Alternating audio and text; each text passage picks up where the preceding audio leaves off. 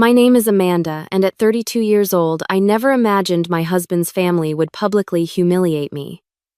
Growing up with little money taught me resilience, which helped build my successful marketing career. James and I shared what I thought was a loving marriage despite our different backgrounds. When we flew to Hawaii for his sister Cassandra's extravagant wedding, I was nervous, but hopeful.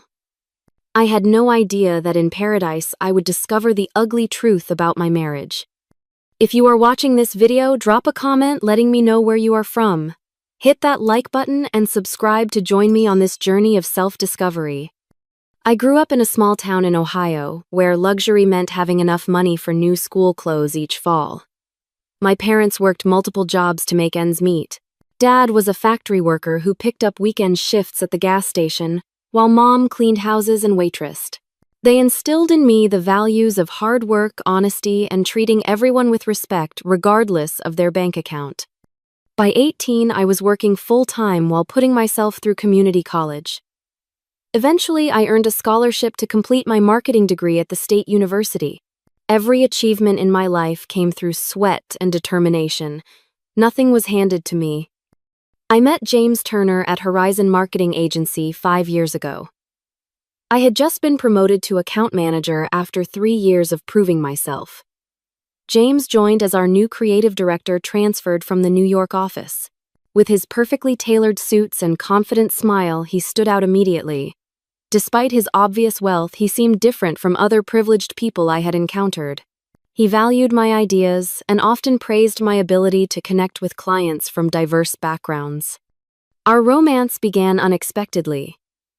Late nights working on a difficult campaign led to dinner discussions that stretched beyond work. James listened intently when I shared stories about my upbringing. He seemed fascinated rather than put off by how different our childhoods had been. "Your perspective is so refreshing," he told me one night over dinner.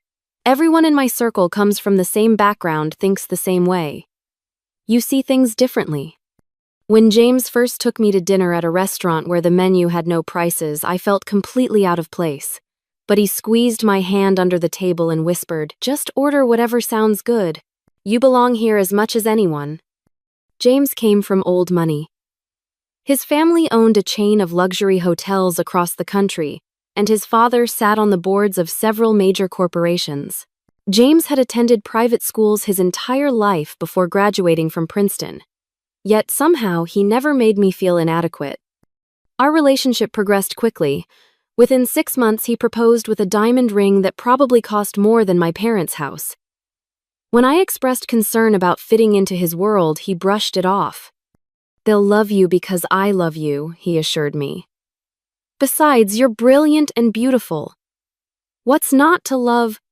The first meeting with his family should have been my warning sign. We flew to their estate in Connecticut for Thanksgiving. Their house looked like something from a movie, with perfectly manicured grounds and staff, who called everyone Sir and Madam. His mother Elaine greeted me with an air kiss and a practiced smile that never reached her eyes. His father William barely looked up from his newspaper. But it was his sister Cassandra who made her disapproval most obvious. "So you work in marketing, how quaint," she said during dinner, her voice dripping with condescension. "I suppose someone has to do those jobs." James laughed it off. "Amanda is actually brilliant at her job. She just landed the Peterson account that everyone has been trying to get for years." "Well, I suppose you have to be good at something," Cassandra replied with a tight smile. Throughout that weekend, I received countless subtle digs about my clothes, my accent, even the way I held my fork. James defended me occasionally, but more often he seemed oblivious to the undercurrent of classism. "They just need time to get to know you," he said on our flight home. "They can be a bit traditional, but they will come around."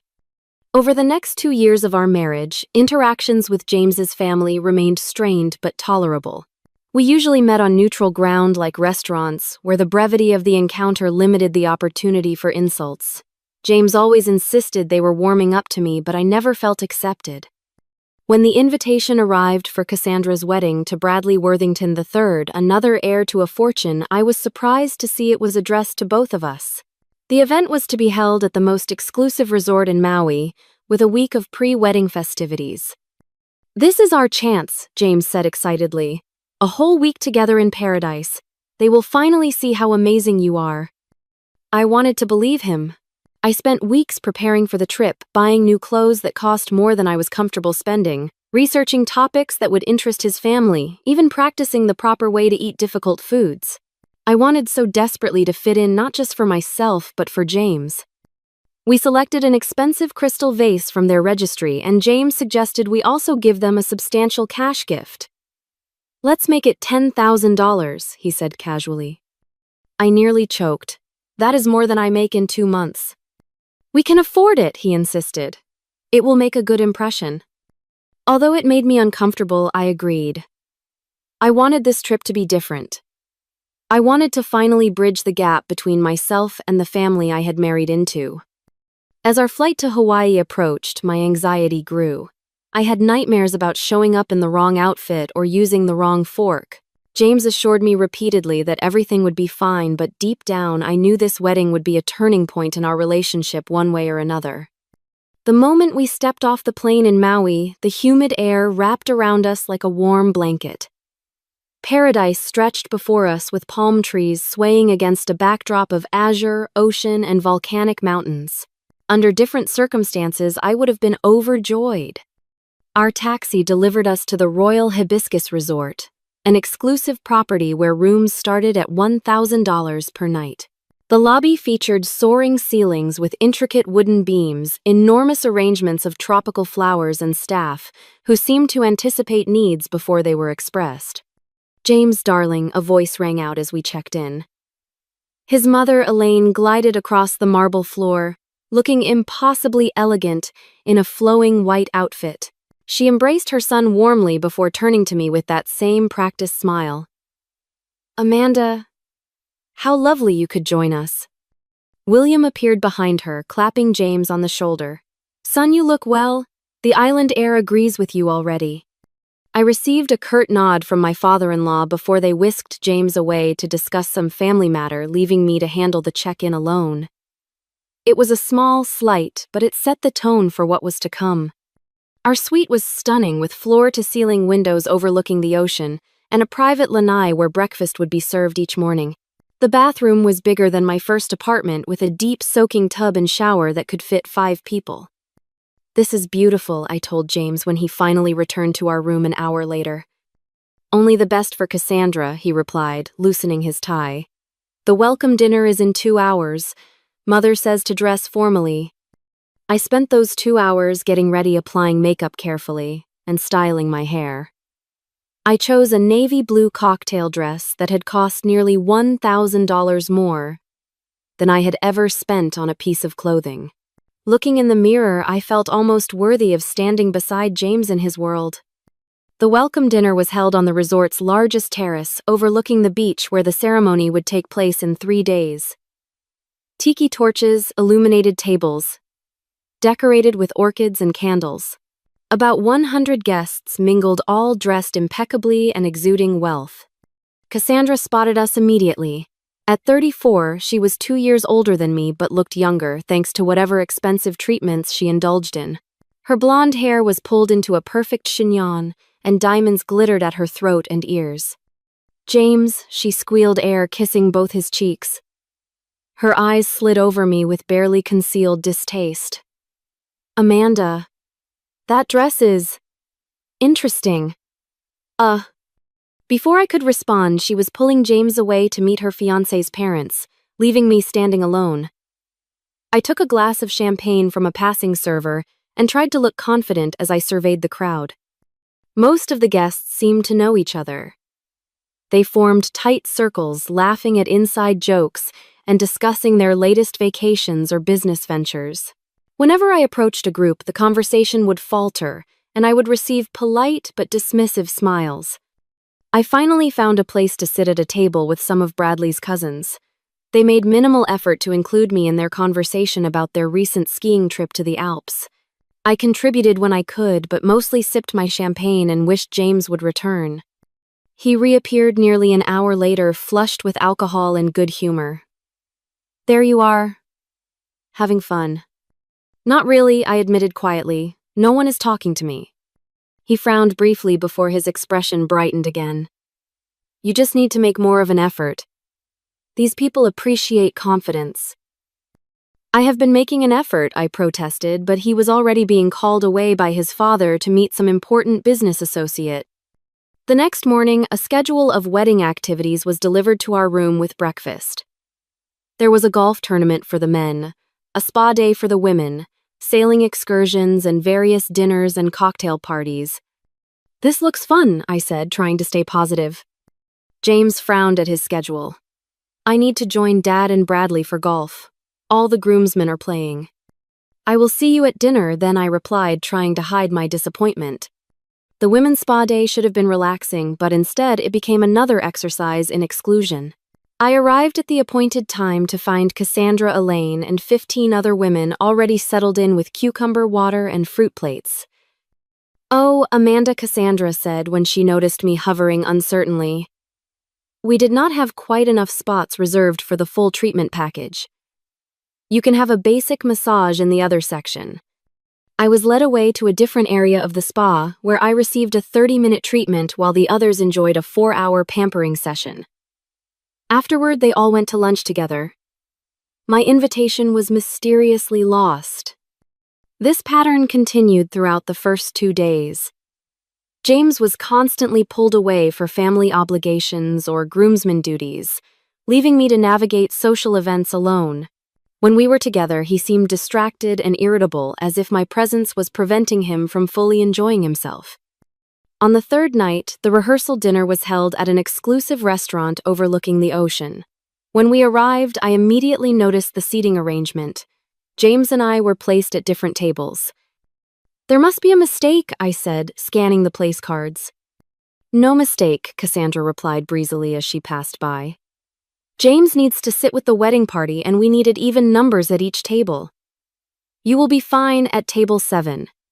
Table 7, I soon discovered, was positioned near the kitchen door and filled with distant relatives no one seemed particularly interested in talking to.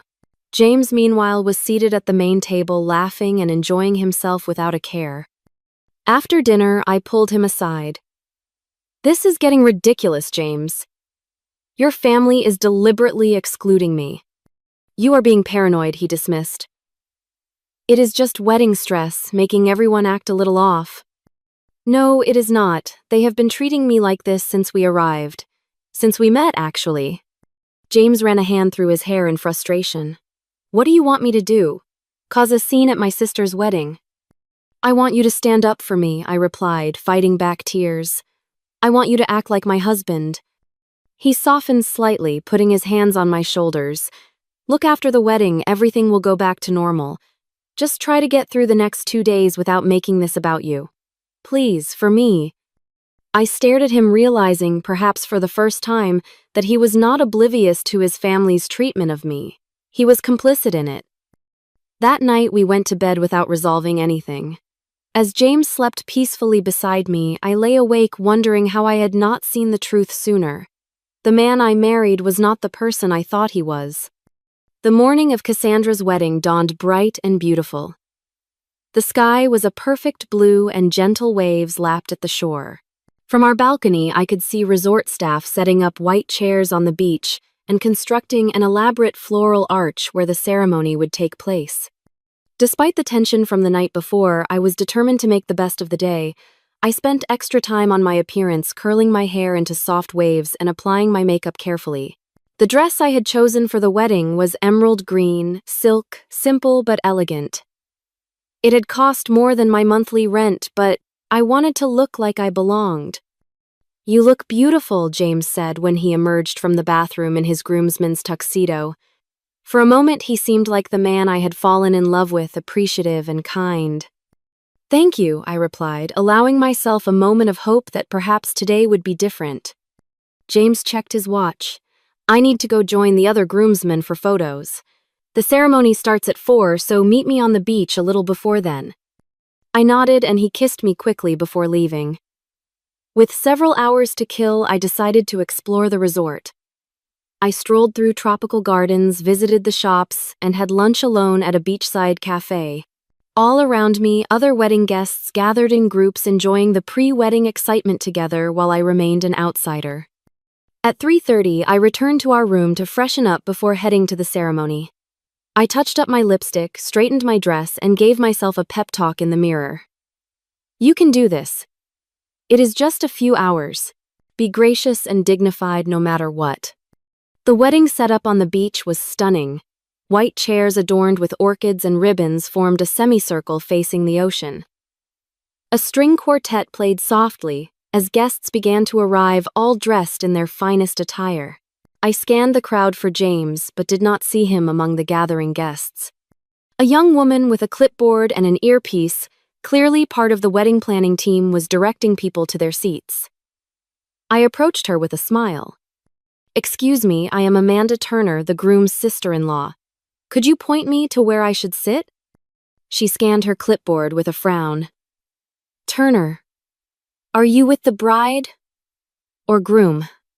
"The groom. I am married to James Turner, the bride's brother." She flipped through several pages. "I do not see you listed here for the family section. Let me check with the bride." My stomach tightened as she walked away. A few minutes later, she returned with an apologetic expression. "I am sorry, but there seems to be a miscommunication. The family section is full, but we can find you a seat in the general guest area." Before I could respond, Cassandra appeared looking every bit the perfect bride in a custom designer gown that probably cost as much as a small house. Her expression hardened when she saw me. "Is there a problem here?" she asked, her voice sweet but her eyes cold. "I was just trying to find my seat for the ceremony," I explained, trying to keep my voice steady. Cassandra smiled thinly. "Oh, Amanda," I thought James explained. "Family members are seated in the front sections."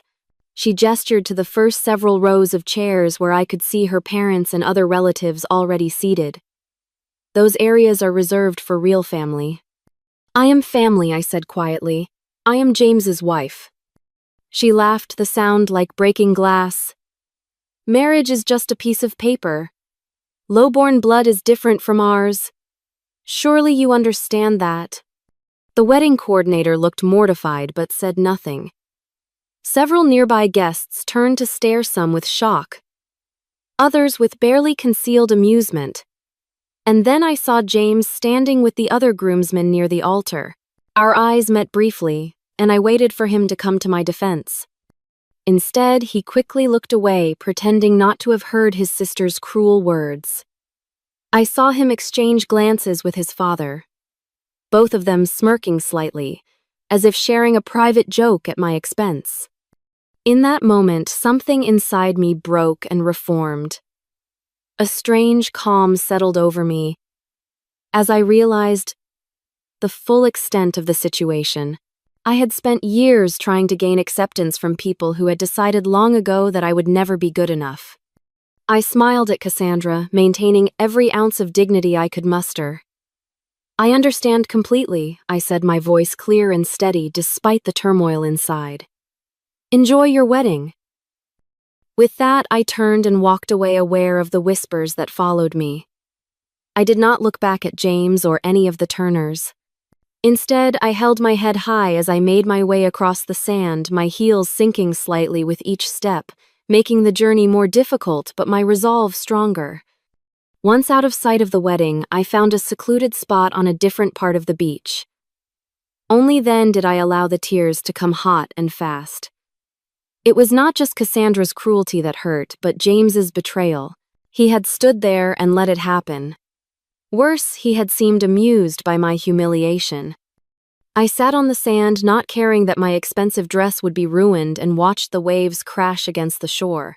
The sounds of the ceremony carried faintly on the breeze, the string quartet, the murmur of vows, the applause that signaled the completion of the marriage. With each sound, my heart hardened a little more as I contemplated what to do next. As I sat alone on that beautiful Hawaiian beach, tears streaking my carefully applied makeup, a terrible suspicion began to form in my mind. Something about the extravagant nature of this wedding had been bothering me since we arrived. The venue, the flowers, the gourmet food, the crystal chandeliers imported just for the reception, the fireworks display scheduled for later that night, all of it screamed excessive wealth even for the Turners. 2 weeks before the trip, James had asked me to transfer money from my personal savings account into our joint account. Just to cover some wedding expenses, he had explained vaguely. I promised Cassandra we would contribute. The amount he requested was $30,000, nearly all of my savings from before our marriage. Money I had scrimped and saved for years, working overtime and weekends, living in a tiny apartment with roommates to build my financial security. That is a lot of money, James, I had protested. What exactly is it for? Just our share of various things, he had replied impatiently. Cassandra wants this to be perfect. Can you just transfer it? We can talk details later. Against my better judgment, I had done, as he asked, trusting that my husband would not take advantage of me. Now, sitting on the beach with sand ruining my silk dress, I pulled out my phone and logged into my banking app. The money had indeed been transferred from our joint account 2 days after I moved it there, but to where I dug deeper looking at all recent transactions. What I found made me physically ill. Multiple payments to vendors for Cassandra's wedding, all from our joint account. The flowers, the photographer, the band, half the catering bill, the honeymoon suite for the bride and groom. In total, nearly $40,000, with the additional funds coming from my recent work bonus that I had also deposited into our joint account. With shaking fingers, I scrolled through James's text messages to me from the past few months. Reading them now with fresh eyes, I could see the manipulation. The subtle pressure to contribute our fair share to his sister's special day. The dismissal of my concerns about the cost. The implied promise that this financial gesture would finally win his family's approval. As I sat there processing this betrayal, my phone lit up with a text from James. Where are you? Ceremony is over. Pictures starting. Mom is asking. No mention of what had happened. No apology, no concern for how I might be feeling after his sister's public humiliation. Just demands for my presence, as if nothing had occurred. I did not respond. Instead, I opened my email and found the confirmation emails for all the vendors James had paid from our account. Most contained contact information along with itemized costs. I started taking screenshots, organizing my thoughts. Another text from James. Seriously, where are you? Stop being dramatic and get back here. The audacity of his message crystallized my decision. I had spent years trying to be good enough for people who had been using me all along. Not just for my emotional labor in trying to fit into their world, but literally using my hard-earned money to fund their excesses while simultaneously treating me like dirt. My hands stopped shaking. A strange calm came over me, the kind that comes with absolute certainty. I knew exactly what I needed to do. First, I called my bank. After verifying my identity, I explained the situation in clinical terms. No, I had not authorized these specific expenditures. Yes, I wanted to dispute the charges. No, I did not want to file fraud charges against my husband yet, but I needed the payments stopped immediately if possible. The bank representative was professional and compassionate. Mrs. Turner, I can place holds on the payments that have not yet cleared. For those that have already processed, we can initiate disputes, but recovery may take time. Do whatever you can, I replied, and I need to remove my name from the joint account immediately. Next, I began calling vendors. The florist, the caterer, the band. With each call, I calmly explained that there had been a misunderstanding that I was withdrawing my financial support for the event. I apologized for the inconvenience, but was firm in my position. Most were understanding once I explained the situation. A few expressed concern about the timing being in the middle of the event, but ultimately acknowledged that they would need to seek the balance of payment from the bride's family. My phone continued to buzz with texts and calls from James, growing increasingly frantic. Where the hell are you? The photographer is waiting. Mom is furious. Answer your damn phone. I ignored them all as I methodically worked through my list. My final call was to the airline to change my return flight. Instead of leaving with James in 3 days, I booked a seat on a red-eye departing that night. Just as I finished, a new text came through from James that made my blood boil. The caterer just called Cassandra, saying, "There is a problem with payment. What did you do?" Only now, when his family's perfect event was threatened, did he connect the dots. Not because he was concerned about me, but because his sister's celebration was being disrupted. I finally responded with a single text: I paid for my seat at the wedding, but apparently Lowborn money is not good enough for the Turners. I have removed it as requested. Then I turned off my phone, stood up from the beach, and brushed the sand from my ruined dress. It was time to return to the hotel, pack my things, and begin the process of reclaiming my life and my dignity. By the time I reached our hotel room, my phone had died from the constant barrage of incoming calls and messages. I plugged it in but left it powered off.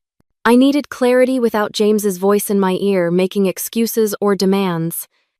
I packed methodically, separating my belongings from his, taking only what was truly mine. As I folded my clothes into my suitcase, I felt lighter with each item, as if I were shedding the weight of expectations I had been carrying for too long. When the room phone rang, I knew it would be James. I considered ignoring it, but decided it was better to face this head-on. "Hello," I answered, keeping my voice neutral. "What the hell have you done?" James shouted, not bothering with a greeting. In the background, I could hear chaos, raised voices, and what sounded like Cassandra crying dramatically. "I have stopped payment on the vendors I personally funded," I replied calmly. "The ones you told me were our gift to your sister." "You cannot do that. The reception is falling apart, the catering staff is threatening to leave, and the band just announced they are packing up in 30 minutes if they do not get paid." "That sounds like a problem for the Turner family to solve," I said, "since I am not really family, according to Cassandra." "She did not mean that. You know how she gets when she is stressed." I laughed, the sound hollow even to my own ears. "She meant every word, James. And you stood there and let her say it. You laughed along with your father." "I did not laugh," he protested, but the lie was transparent. "I saw you, James. I saw everything clearly for the first time today." His tone changed, becoming wheedling. "Baby, please. We can talk about this later.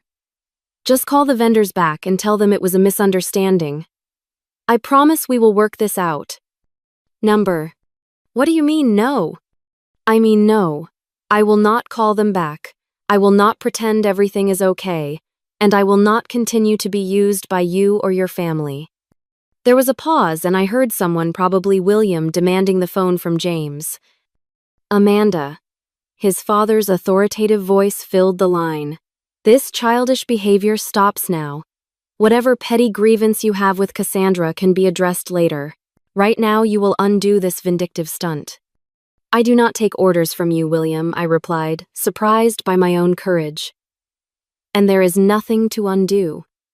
I simply stopped payment on services I never agreed to fund in the first place." "Do you have any idea who we are?" he sputtered. "The damage you are doing to this family's reputation." "Your family's reputation was damaged long before I came along," I said. "It just took me too long to see it." I heard the phone being passed again, and then Elaine's cool voice. "Amanda dear, let us be reasonable. We can discuss your feelings of exclusion another time. Right now, Cassandra's special day is being ruined." "That is unfortunate," I replied, "but not my problem anymore." I hung up the phone and returned to my packing. Less than 10 minutes later, there was a pounding on the door. I knew it would be James. Taking a deep breath, I opened it. He burst into the room, still wearing his tuxedo, though his tie was askew and his hair disheveled. His face was flushed with anger and what smelled like expensive whiskey. "What the hell is wrong with you?" he demanded. "Do you know what you have done? Cassandra is hysterical. Half the guests are leaving because dinner is delayed. This is a nightmare. Was is chapter." I regarded him calmly. "Why did you use my money to pay for your sister's wedding without telling me the truth?" My question seemed to catch him off guard. He ran a hand through his hair, a gesture I once found endearing but now recognized as a tell when he was about to lie. It was not like that, he began. We just needed to cover some unexpected costs, and I knew you would want to help. $40,000 worth of unexpected costs, I asked. That is almost everything I had saved before we were married. He had the decency to look slightly ashamed, but it passed quickly. We are married. What is yours is mine, right? Besides, you should be honored to contribute to a Turner family event. The casual entitlement in his voice confirmed everything I needed to know. I am leaving James. My flight departs in 3 hours. You cannot leave, he exclaimed. What will people think? I do not care what they think anymore, I replied, zipping my suitcase closed. That was always your concern, not mine. He stepped closer, lowering his voice to what he probably thought was a reasonable tone. Look, I know Cassandra went too far today. She should not have said those things. But you know how important family is to me? Can we just get through this weekend and then we can talk about everything, please? For a moment, I wavered.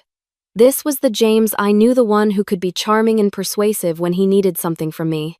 But then I remembered his smirk as his sister humiliated me and my resolve hardened. I am done pretending, James. I am done trying to earn acceptance from people who decided long ago that I would never be good enough. And I am done with a husband who values his family's approval more than his wife's dignity. So that is it, he demanded, anger returning. You are just going to walk away from our marriage over one bad day. This is not about one day, I replied. This is about years of small cruelties and compromises. This is about you consistently choosing them over me. This is about the fact that you used my life savings to fund a wedding where I was not even considered worthy of a seat. His phone buzzed repeatedly in his pocket. He glanced at it and cursed. I have to get back. We will talk about this when I return. I will not be here, I reminded him. And there is nothing left to talk about unless you are ready to make some significant changes in how you treat me and how you allow your family to treat me. James looked torn, his gaze darting between me and the door. Even now, faced with the potential end of our marriage, he was more concerned with getting back to his sister's reception than resolving things with me. What do you want from me? He asked, sounding genuinely confused. I wanted a husband who would stand by me, I said simply. Who would defend me when I was attacked? Who would put our relationship first? I love you, he said, but the words sounded hollow. If this is love, I deserve better, I replied. We both do. He stared at me for a long moment, then turned and left without another word, the door closing behind him with a quiet click that somehow seemed more final than a slam would have been. I called for a bellhop to help with my luggage, then took one last look around the beautiful room that had been the setting for the end of my marriage. I felt a complex mixture of grief and relief as I walked out, knowing that whatever happened next would be on my terms. The flight home was a blur. I sat in economy class, surrounded by vacationing families and honeymooning couples, feeling disconnected from their joy. While my body hurtled through the night sky toward the mainland, my mind remained in Hawaii, replaying the events of the day and trying to make sense of how my life had changed so dramatically in just a few hours. Our house felt cavernous and strange when I arrived home. James and I had purchased it a year into our marriage. A beautiful colonial in an upscale neighborhood that he had insisted we needed to maintain appearances. Now walking through the quiet rooms alone, I realized how little of myself existed in this space. The furniture, the artwork, even the color scheme had been chosen to please James and impress his family and colleagues. I slept in the guest room that night, unable to face our marital bed. In the morning, I called my closest friend Natalie, who rushed over as soon as she heard my voice breaking over the phone. Oh my God, she gasped after I recounted everything. I always knew James's family was snobbish, but this is beyond belief. The worst part is that I should have seen it coming, I admitted. There were so many signs. Natalie squeezed my hand. Do not blame yourself. When you love someone, you want to believe the best about them. Over the next few days, James called and texted constantly. His messages evolved from anger to bargaining to something resembling remorse, though never a full acknowledgement of how deeply he had hurt me. Please come back to Hawaii, one text read. We can still salvage our vacation after the wedding mess. Another said I talked to Cassandra. She feels terrible and wants to apologize. And later my parents are asking about you. They realize they went too far. I did not respond to any of them. Instead, I focused on practical matters. I consulted a lawyer about my financial options and legal standing. I moved all my remaining funds to a new account at a different bank. I reached out to my boss to arrange working remotely for a week while I sorted things out. Friends emerged as my lifeline during this time, not just Natalie but others who had gradually fallen by the wayside during my marriage to James. I realized how I had slowly isolated myself, spending more time trying to fit into his world than maintaining my own. Rachel, my college roommate, drove 3 hours to spend a weekend with me. I never liked him, she confessed as we shared a bottle of wine. He always seemed to be molding you into someone else. Why did you not say anything? I asked. I tried subtly, she replied. But you were so in love.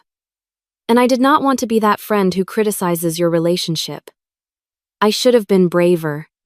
A week after I returned home, James finally came back from Hawaii. I was in the kitchen when I heard his key in the lock. My heart raced, but I had prepared for this moment. He looked terrible with dark circles under his eyes and rumpled clothes, so unlike his usually impeccable appearance. Amanda, he said, his voice rough. Thank God you are here. I was afraid you would be gone. I am still here, I replied. But things have changed. He nodded, dropping his luggage in the hallway and moving toward me.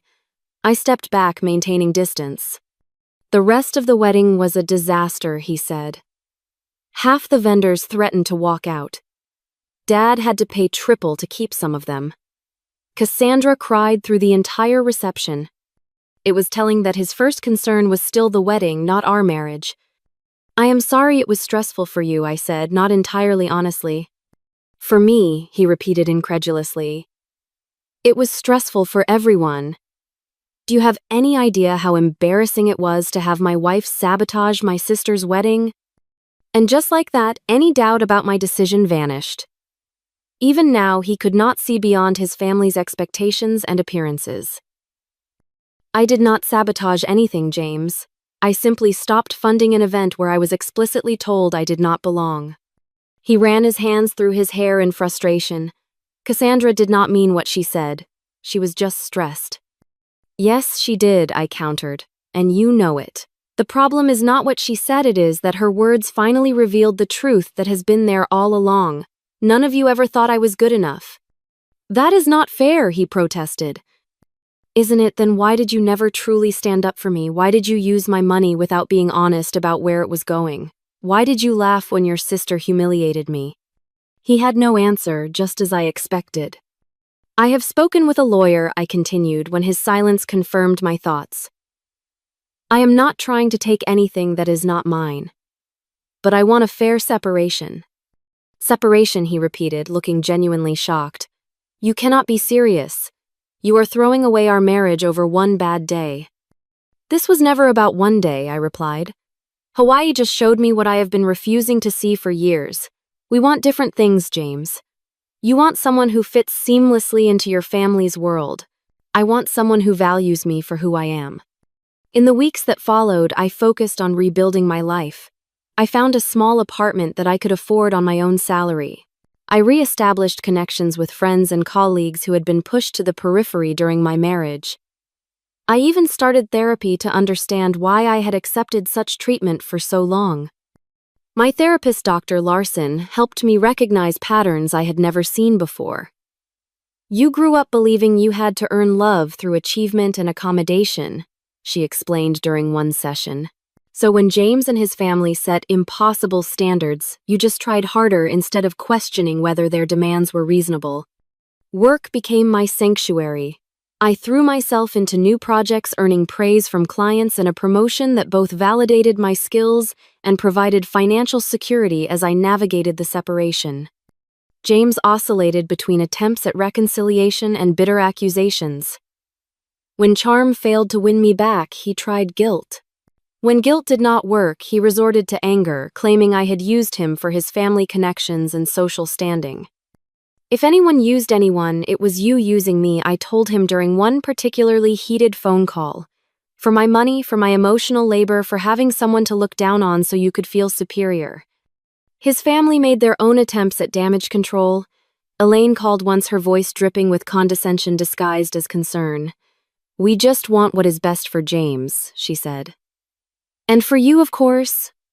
"What is best for me is no longer your concern," I replied before ending the call.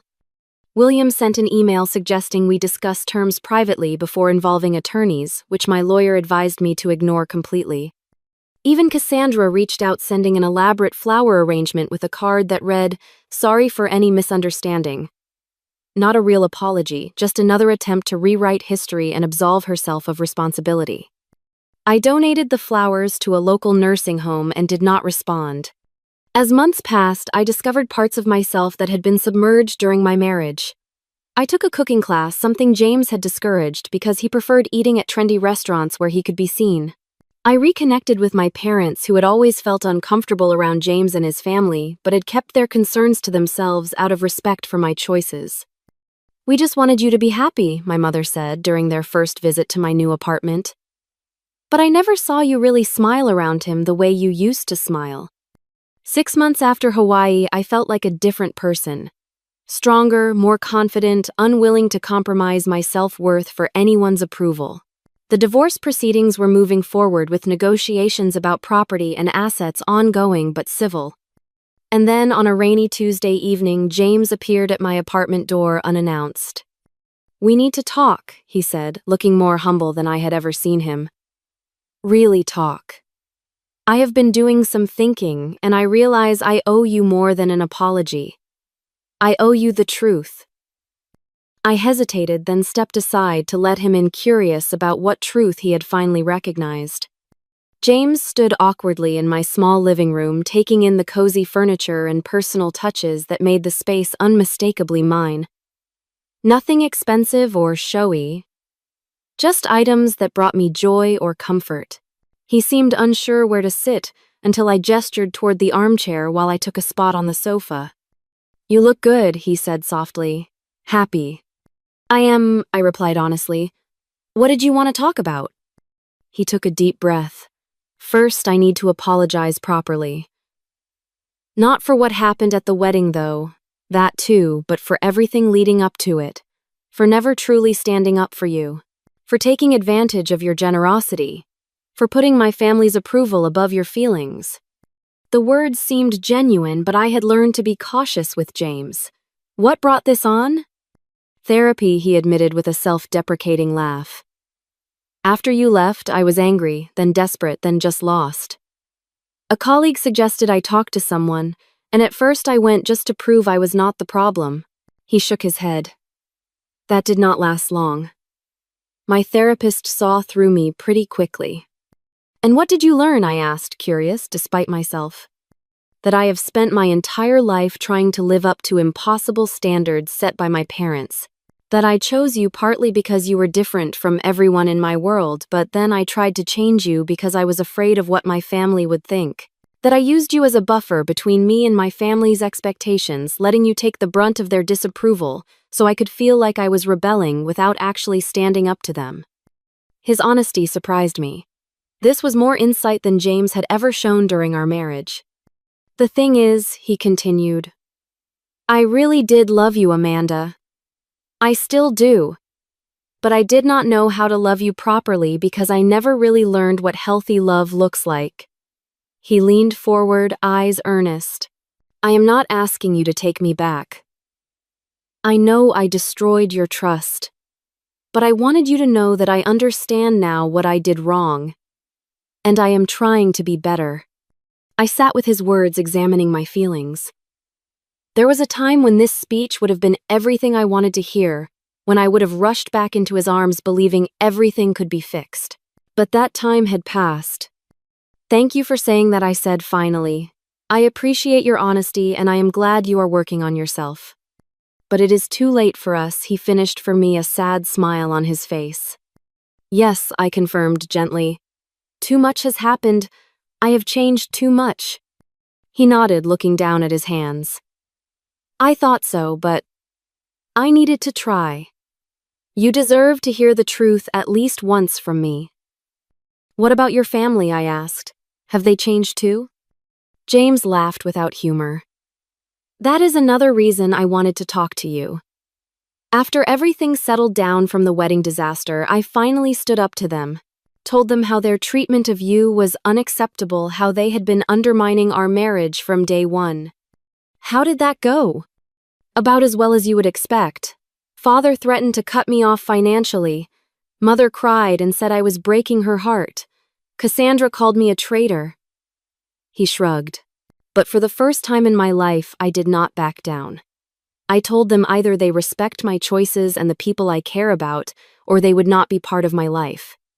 "That must have been difficult," I acknowledged, genuinely impressed.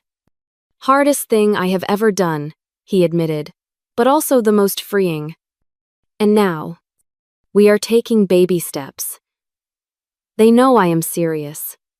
Cassandra even asked me to tell you she is truly sorry for what she said at the wedding. Not just sorry there were consequences, but sorry for being cruel."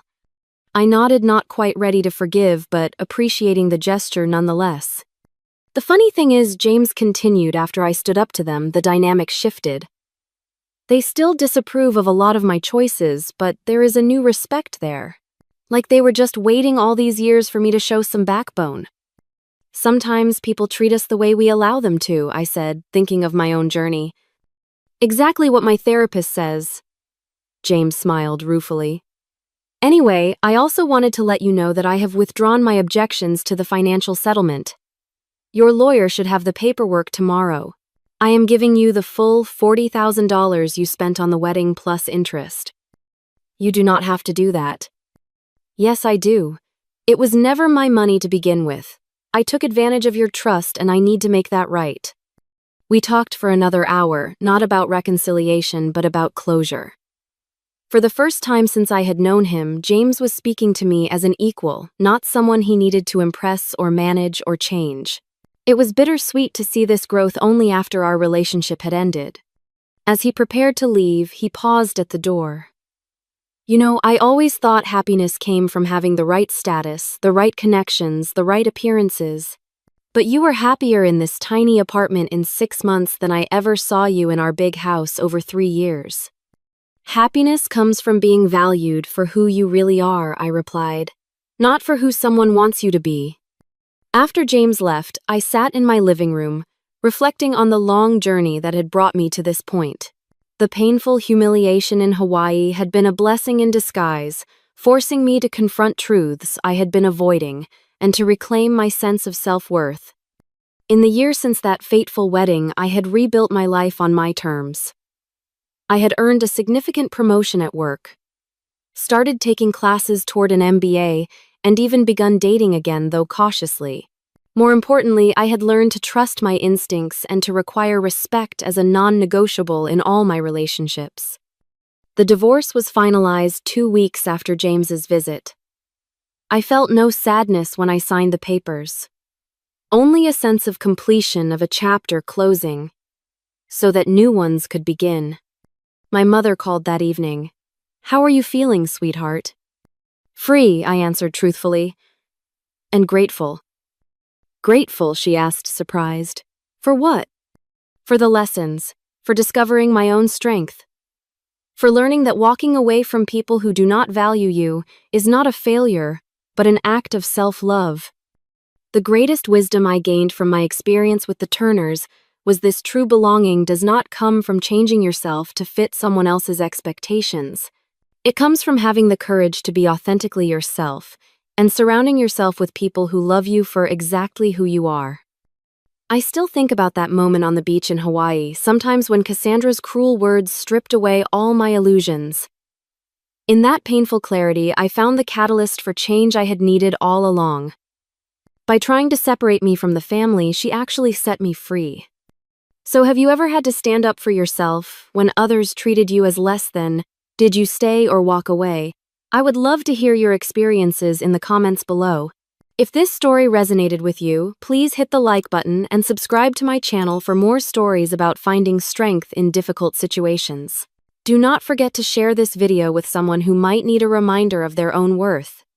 Thank you for listening, and remember, the most important approval you will ever need is your own.